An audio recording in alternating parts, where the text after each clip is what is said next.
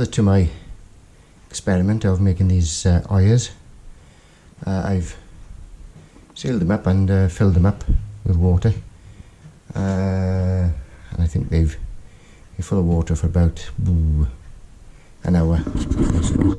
I don't know if you can see on the water is sort of seeping out of the side. So, and it obviously works. There we are. Bye for now. Okay, welcome back. So, find us down in the greenhouse. So, as I say, I've made 2 oyers to begin with. Obviously, need to go and buy some more pots to carry them on. I'll have to work out how many I need. Anyway, so I've planted one. It's surprisingly deep, so we're gonna just dig a hole here, slap bang in the middle. The theory being then the tomatoes will go either side there, maybe chilies or whatever. Anyway, and a little bit of news for you as well, just to keep you in a tense mood, waiting. What does he mean? A bit of news. Right, let's get this hole dug. So I think, yeah, a bit of time lapse, I think.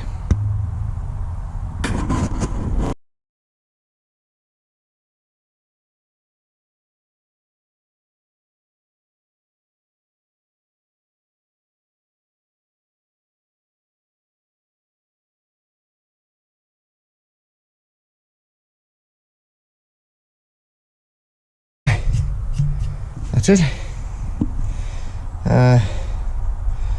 Hopefully that'll work.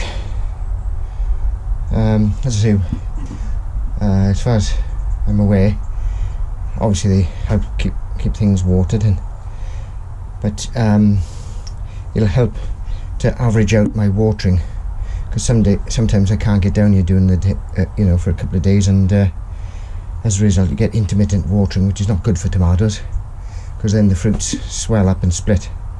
So I'm hoping that by keeping these topped up, that they'll hold enough water to last a couple, 2 or 3 days. We'll see. So I think when the time comes, I'll have a little dipstick to to see how much water is being used up over a day or so. Yeah, then we can roughly work out, because obviously depending on heat and stuff like that, the evaporation and the water seeping out will change or differ, but we can now get an idea of how it's going to work. Anyway, burble in a bit. So alright, that's me done for that. Now then, so as you can see, got some beans drying. Run the beans down there. I'm not really sure what these beans are. Bear with me while I get a couple of seeds out to show you. So I don't know if you can see, quite a pretty little bean. It's a French bean of some sort, I think. So I need to go back and check, see if I can find out what this is. Yeah, so these are drying out. Obviously I'll keep a few for growing and some for eating, hopefully. Yeah, sunflower drying off. Right. Okay everybody, so I was alluding to a bit of news earlier. So oh, before I give you the news, I've obviously started cutting the hedge all the way up. So I'm going to try and work out what to do with all that material.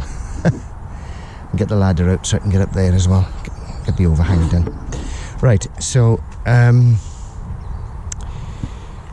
so I've been ahhing about this patch here, and I thought to myself, well, actually it would make a nice space for a polytunnel, and So that's what I've decided. I'm going to buy a decent polytunnel for this area here. Now then, I have measured it at 2-3 times, but I'm going to measure it once more because I just want to make doubly sure that the size I buy is the right for the space, because I have to take into account the edge of the polytunnel, because you dig a trench and then you bury the plastic so it weighs it down, amongst other things. So I'm going to measure length and breadth, of course. Now the site I'm going to use, I think they call first tunnels.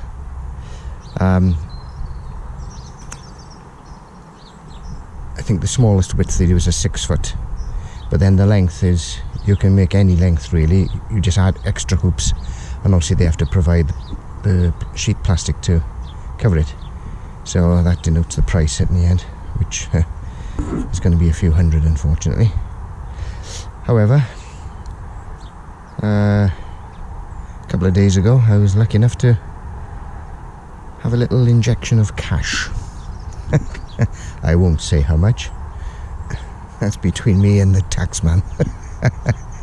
No, not really. But suffice it to say, it's enabled me to be able to afford the polytunnel. Not that I couldn't afford it before, but it's 100% sure that I can afford it. So I'm not going to film it, but I'm just going to do a measure up and then place an order, and then hopefully it'll be all installed. I'll try and film the install as well. It'll all be installed then before spring, so then next year I can get in here some more tomatoes, chilies, what else, gherkins, because I like pickled gherkins. Yeah, wouldn't mind. I wonder if I could grow a melon. Quite fancy doing that. Anyway, the rain is coming now, so I better crack on, and I'll see you in next time. And as always, if you're new to the channel, please subscribe. It's all free. And I'll see you soon. Take care, everybody. Bye for now.